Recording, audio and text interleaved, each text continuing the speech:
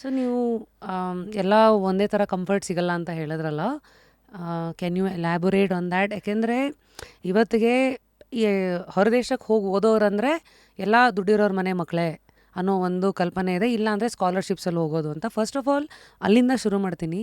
ಈಗ ಹೊರದೇಶಕ್ಕೆ ಹೋಗಬೇಕು ಅನ್ನೋ ಕನಸು ಯಾರು ಕಟ್ಕೋಬೇಕು, ಯಾಕೆ ಕಟ್ಕೋಬೇಕು? ಯಾರು ಕಟ್ಕೋಬೇಕು ಅಂತಂದರೆ ಫಸ್ಟಿಂದಾನೇ ನಾನು ಹೊರದೇಶಕ್ಕೆ ಹೋಗಬೇಕು ಅನ್ನೋದು ಒಂದಿರುತ್ತೆ. ಮೇಯ್ನ್ಲಿ ಈಗ ಹುಡುಗರಿಗೆ ಏನಾಗ್ತಿದೆ ಅಂದರೆ ಅಪ್ಪ ಅಮ್ಮ ಯಾವುದೋ ಟ್ರಾವೆಲ್ಗೋ ಟ್ರಿಪ್ಗೋ ಸಿಂಗಾಪುರ್ಗೋ ದುಬೈಗೋ ಕರ್ಕೊಂಡು ಹೋಗಿರ್ತಾರೆ ಅಂತ ಅಂದ್ಕೊಳ್ಳೋಣ.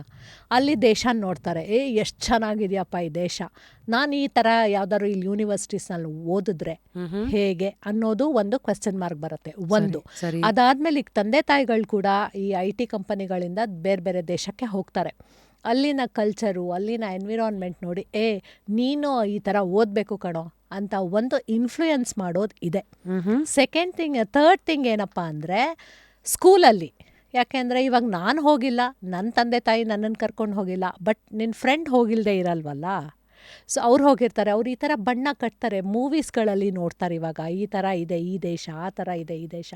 ಸಾಕಲ್ಲ ನಿಮ್ಗೆ ಇನ್ಫ್ಲೂಯೆನ್ಸ್ ಮಾಡೋಕ್ಕೆ? ಇನ್ನೇನು ಬಾಲಿವುಡ್ ಎಷ್ಟು ಮಾಡಿದೆ, ಸಾಕಲ್ವಾ? ಇವತ್ತಿಗೂ ನನಗೆ ಅಲ್ಲಿ ಆ ಜಾಗಕ್ಕೆ ಹೋಗಬೇಕು ಅಂತ ಆಸೆ ಇದೆ.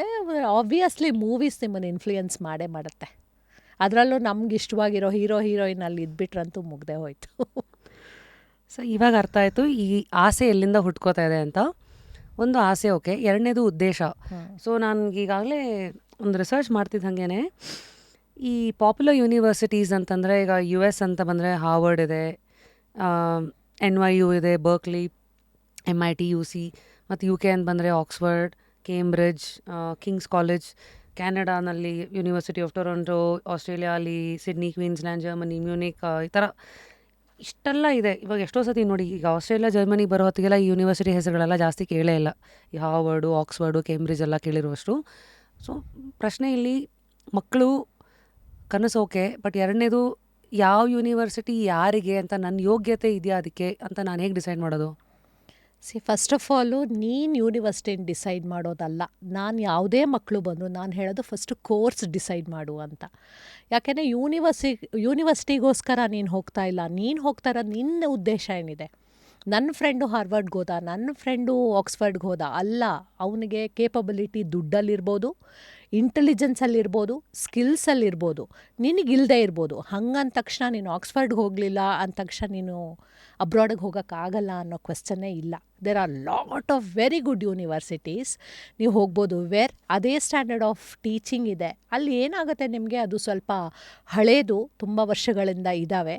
ಆಮೇಲೆ ನಮ್ಮ ಸೆಲೆಬ್ರಿಟೀಸ್ ಮಕ್ಳಿಗೆ ಅವ್ರಿಗೆ ಅಫೋರ್ಡ್ ಮಾಡೋಕ್ಕಾಗತ್ತೆ, ಅಲ್ಲಿಗೆ ಹೋಗ್ತಾರೆ. ಅಲ್ಲೇನು ಫೀಸ್ಗಳೇನು ಕಡಿಮೆ ಇಲ್ಲ, ಸಿಕ್ಕಾಪಟ್ಟೆ ಕೋಟಿನಲ್ಲೇ ಫೀಸ್ಗಳಿದ್ದಾವೆ.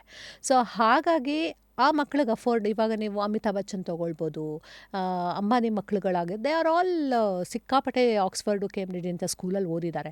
ಇವಾಗ ನಾನು ಅಥವಾ ನಮ್ಮ ಮಿಡಲ್ ಕ್ಲಾಸ್ ಜನ್ರೇಷನ್ ಅಥವಾ ಅಪ್ಪರ್ ಮಿಡಲ್ ಕ್ಲಾಸನ್ನೇ ನೀನು ಆಕ್ಸ್ಫರ್ಡ್ಗೆ ಅಫ್ಕೋರ್ಸ್ ಏನೋ ಸಾಲ ಸೋಲ ಮಾಡಿ ಕಳಿಸ್ಬೋದು, ಎಲ್ಲ ಮಾಡ್ಬೋದು. ಸೊ ರ್ಯಾಂಕಿಂಗ್ ಹಿಂದೆ ಹೋಗೋಕ್ಕಿಂತ ನಾನು ಹೇಳೋದು ಕೋರ್ಸ್ ಫಸ್ಟ್ ಸೆಲೆಕ್ಷನ್ ಮಾಡ್ಕೊಳ್ಳಿ.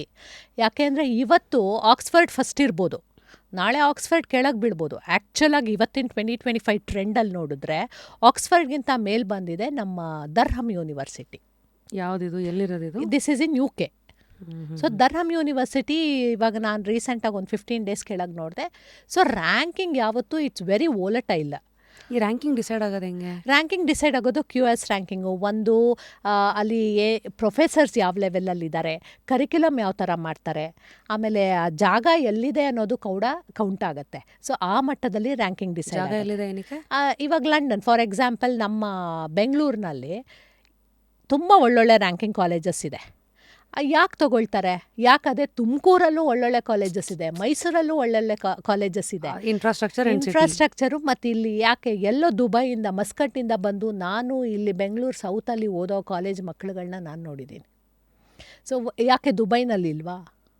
ಒಂದು ಬೆಂಗಳೂರಿನಲ್ಲಿ ಅಫೋರ್ಡಬಿಲಿಟಿ, ಒಂದು they have very good ranking as well. ಯಾವುದೇ ಕಂಟ್ರಿನಲ್ಲಿ ತೊಗೊಂಡ್ರೆ ಒಂದು ಪ್ರೊಫೆಸರ್ಸು, ಕರಿಕ್ಯುಲಮ್ಮು ಮತ್ತು ಅದಕ್ಕೆ ಬಂದಿರೋ ಅವರು ಈ ಮಟ್ಟದಲ್ಲೇ ಇರಬೇಕು ಅನ್ನೋದು ಒಂದು ಸ್ಟ್ಯಾಂಡರ್ಡ್ ಸೆಟ್ಟಿಂಗ್ ಮಾಡಿಬಿಟ್ಟಿರ್ತಾರೆ. ಸೊ ಅದು ಯಾವತ್ತೂ ರ್ಯಾಂಕಿಂಗ್ ಅನ್ನೋದು 1, 2, 3, 4 ಮೇಲೆ ಕೆಳಗೆ ಹೋಗ್ತಾನೆ ಇರುತ್ತೆ. QS ರ್ಯಾಂಕಿಂಗ್ ಅಂತ ಹೇಳ್ತಾರೆ, ವರ್ಲ್ಡ್ ರ್ಯಾಂಕಿಂಗ್ ಅಂತ ಹೇಳ್ತಾರೆ. ಸೊ ನಾವು ರ್ಯಾಂಕಿಂಗ್ ಹೋಗೋದಕ್ಕಿಂತ ಮುಂಚೆ ನೀನೇನಕ್ಕೆ ಹೋಗ್ತಾ ಇದೆಯಾ, ನಿನಗೆ ಯಾವ ಯೂನಿವರ್ಸಿಟಿನಲ್ಲಿ ನಿನ್ನ ತಕ್ಕ ಹಾಗೆ ನಿನ್ನ ಎಲಿಜಿಬಿಲಿಟಿ ಪ್ರಕಾರ ಕಾಲೇಜಸಲ್ಲಿ ಓಪನಿಂಗ್ಸ್ ಇದೆ ಅಂತ ನೀನು ಚೆಕ್ ಮಾಡ್ಕೋಬೇಕು. ಆಕ್ಸ್ಫರ್ಡಲ್ಲಿ ಹೌದಪ್ಪ ನಿನಗೆ ಕನಸಿದೆ ಓದೋಕ್ಕೆ, ಬಟ್ ನಿನ್ನ ಸಬ್ಜೆಕ್ಟೇ ಇಲ್ಲ ಅಂತಂದರೆ ಏನು ಮಾಡ್ತೀಯ ಅಲ್ಲಿ ಹೋಗ್ಬಿಟ್ಟು? ನಿನಗೆ ಬೇಕಾಗಿರೋದು ಸಬ್ಜೆಕ್ಟು. ಸೊ ಯಾವತ್ತೂ ಡಿವಿಯೇಟ್ ಆಗಬೇಡಿ ರ್ಯಾಂಕಿಂಗೋಸ್ಕರ. ತುಂಬ ಸಿಕ್ಕಾಪಟ್ಟೆ ಅದಕ್ಕಿಂತ ಚೆನ್ನಾಗಿರೋ, ನಾನು ಆ ಕಾಲೇಜಸ್ಸು ಅಥವಾ ಯೂನಿವರ್ಸಿಟೀಸ್ ಚೆನ್ನಾಗಿಲ್ಲ ಅಂತ ಹೇಳ್ತಾ ಇಲ್ಲ, ಬಟ್ ತುಂಬ ಚೆನ್ನಾಗಿರೋ ಯೂನಿವರ್ಸಿಟೀಸ್ಗಳು ಇದ್ದಾವೆ. ಕೈಗೆಟ್ಕೊಂಥದ್ದು. ದಯವಿಟ್ಟು ನಾವು ಹೇಳೋದೇನು ಗೊತ್ತಾ ಮಕ್ಕಳಿಗೆ, ನಿಮ್ಮ ಅಪ್ಪ ಅಮ್ಮನ ಪಾಕೆಟ್ನ ಸುಡಬೇಡಿ. ಈಗ ಹೊಟ್ಟೋಗ್ತೀರಾ ನೀವು, ಅದೇ ಯೂನಿವರ್ಸಿಟಿ ಬೇಕಂತ ಹಠ ಮಾಡ್ಕೊಂಡು ಹೊಟ್ಟೋಗ್ತೀರಾ. ತಂದೆ ತಾಯಿಗೆ ಆಗೋದೇ ಇಲ್ಲ, ಸಾಲ ಮಾಡೋ, ಮನೆ ಮಾರೋ, ಏನೋ ಮಾಡಿ ಕಳಿಸ್ತಾರೆ. ಇಲ್ಲಿ ಅವ್ರು ಏನು ಮಾಡ್ತಾರೆ ನೆಕ್ಸ್ಟು? ನೀವು ಒಂದು ಪಕ್ಷ ನೀವು ಅಬ್ರಾಡಿಂದ ನೀವು ಇಲ್ಲಿ ಬರೋದೇ ಇಲ್ಲ. ತಂದೆ ತಾಯಿ ಗತಿ ಏನು ನಮ್ಮೂರಿನಲ್ಲಿ? ಇಷ್ಟು ಮಾಡಿದ್ದಕ್ಕೆ ಇದು, ಅದಕ್ಕೆ ಏನಿದೆ? What is a return on investment? ROI ಏನಿದೆ? What is a guarantee that you will take care of them? So parents ಕೂಡ ಒಂದು ಎಚ್ಚರಿಕೆನಲ್ಲಿ ಏನಿರಬೇಕು ಅಂದರೆ, ಹೌದು 1 ಕೋಟಿ ನನ್ನ ಮಗಂಗೆ ಸ್ಪೆಂಡ್ ಮಾಡ್ತಿದ್ದೀನಿ ಅನ್ನೋ ಯೋಗ್ಯತೆ ಇದೆ ಅಥವಾ ಕೇಪಬಿಲಿಟಿ ಇದೆ ಅಂದರೆ ಸ್ವಲ್ಪ ನಿಮ್ಮದೂ ನೋಡ್ಕೊಳ್ಳಿ, ಇಟ್ಕೊಂಡು ಆಮೇಲೆ ಮಕ್ಕಳನ್ನ ಕಳಿಸಿ. ಬಿಕಾಸ್ ಫಸ್ಟು ನಾನು ಬ್ರೀತ್ ಮಾಡಿದ್ರೆ ತಾನೇ ಬೇರೆಯವ್ರಿಗೆ ನಾನು ಬ್ರೀತ್ ಮಾಡ್ಸೋಕ್ಕೆ ಸಾಧ್ಯ. ನಿಜ.